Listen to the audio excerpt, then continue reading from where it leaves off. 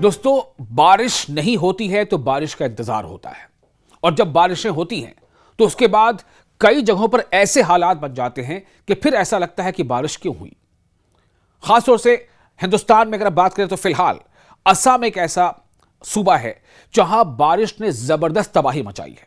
क्या ऐसे हालात बनने में क्या कोई इंसानी किरदार भी है, ये एक अलग बहस है।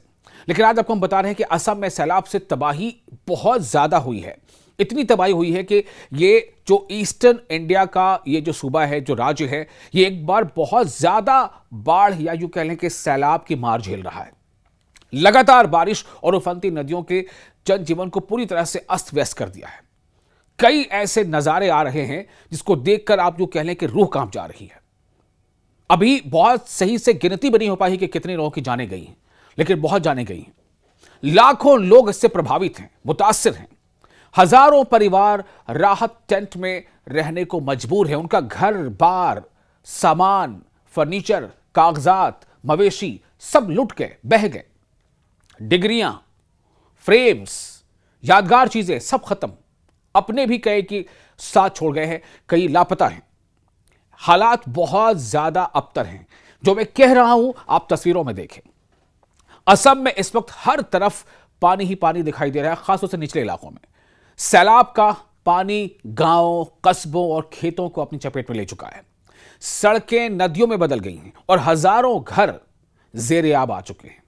कई जगहों पर तो निशान भी नहीं मिल रहा कि क्या यहां कोई आबादी थी, क्या यहां कोई गांव था, क्या यहां कोई घर था। असम राज्य के कई जिलों में हालात बेहद गंभीर बने हुए हैं। लाखों लोग इसे प्राकृतिक आपदा मान रहे हैं और इससे प्रभावित हैं, जबकि बड़ी तादाद में परिवारों को सुरक्षित स्थानों और राहत शिविरों में पहुंचाया गया है। एडमिनिस्ट्रेशन, एनडीआरएफ और एसडीआरएफ की टीमें लगातार बचाव मुहिम चला रही हैं। सैलाब का सबसे ज्यादा असर ग्रामीण इलाकों में देखने को मिल रहा है। देही इलाकों में लोगों के सामने खाने पीने की चीजें, दवाइयां, कपड़े, हर तरह का संकट है। कई जगहों पर नाव के जरिए से ही एक जगह से दूसरी जगह जाने का जो वो काम है वो पूरा हो पा रहा है। खेतों में खड़ी फसलें पूरी तरह बर्बाद हो चुकी हैं, जिससे किसानों के सामने रोजगार का भी बहुत बड़ा एक बहरान पैदा हो गया है। सरकारी एजेंसियां राहत सामग्री पहुंचाने में जुटी हैं, लेकिन कई इलाके अब भी कटे हुए हैं। मुतासरा लोगों का कहना है कि हर साल आने वाली बाढ़ उनकी जिंदगी और मेहनत को बहा कर ले जाती है, लेकिन कोई परमानेंट सॉल्यूशन आज तक आखिर क्यों नहीं निकल पाता? क्यों बार बार आने वाली इस परेशानी का हल नहीं ढूंढा जाता? माहिरीन मानते हैं कि इस बार ज्यादा बारिश और ऊपरी इलाकों से आने वाले तेज पानी के बहाव ने हालात को और ज्यादा गंभीर बना दिया है। कई पुराने तटबंध भी दबाव नहीं झेल सके हैं, जिससे बाढ़ का पानी तेजी से आबादी वाले इलाकों में फैल गया है। हालात क्या हैं आप तस्वीरों में देखिए।